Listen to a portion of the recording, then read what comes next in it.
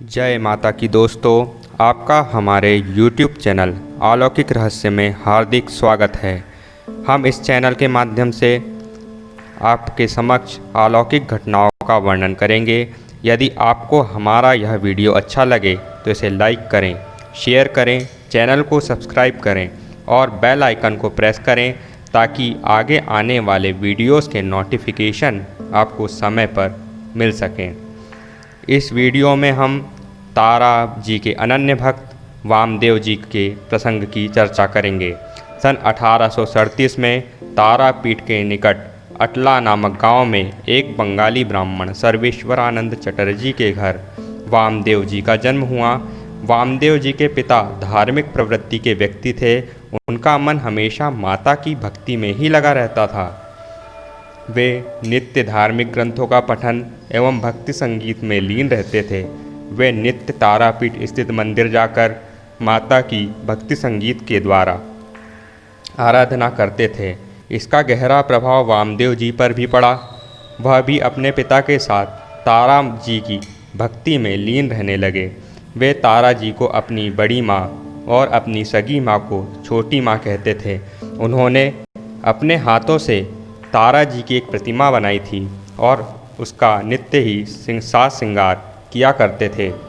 उनका मन किसी अन्य भी चीज़ में नहीं लगता था। इस बात की चिंता उनकी माता को रहती थी कि उनका पुत्र वामा बड़ा होकर क्या करेगा, उसका भविष्य कैसा होगा, कहीं वह भी अपने पिता की तरह सिर्फ माता की भक्ति ही करेगा या कोई अन्य काम भी करेगा। और इसी चिंता में उसकी माताजी हमेशा उनको डांटा करती थी। एक समय की घटना है, वामदेव जी तारापीठ स्थित मंदिर में शाम के समय तारा जी की भक्ति संगीत द्वारा वंदना कर रहे थे और तभी वह अचानक बेहोश होकर गिर पड़े।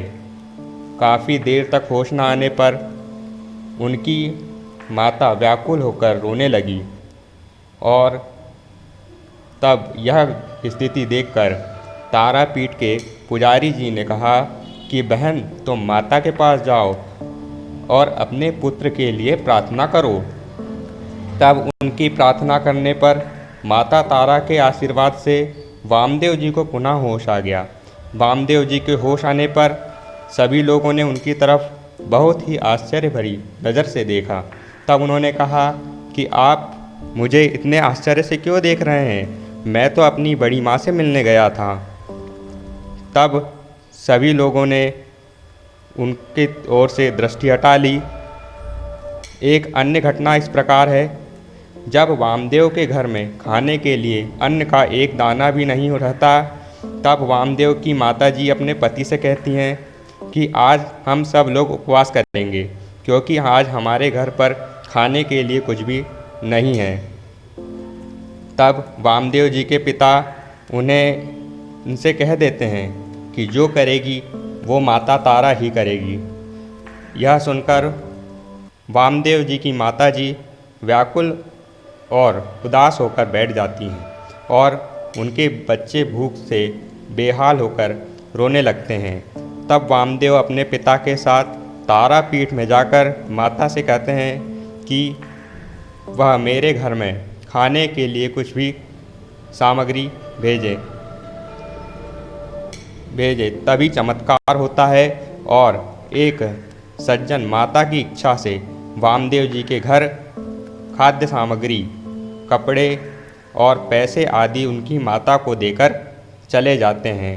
वामदेव और उनके पिता को लोग उलाहना देकर पागल कहते हैं। बांग्ला में खेपा का अर्थ पागल होता है, इसलिए वामदेव जी का नाम तब से वामा खेपा प्रसिद्ध हुआ।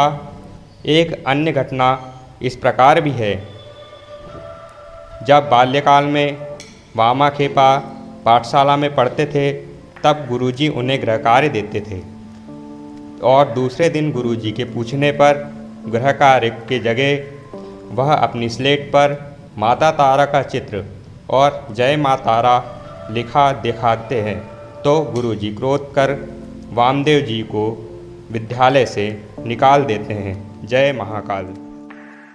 यदि आपको हमारा यह वीडियो अच्छा लगे तो इसे लाइक करें, शेयर करें, चैनल को सब्सक्राइब करें और बेल आइकन को प्रेस करें ताकि आगे आने वाले वीडियोस के नोटिफिकेशन आपको समय पर मिल सकें।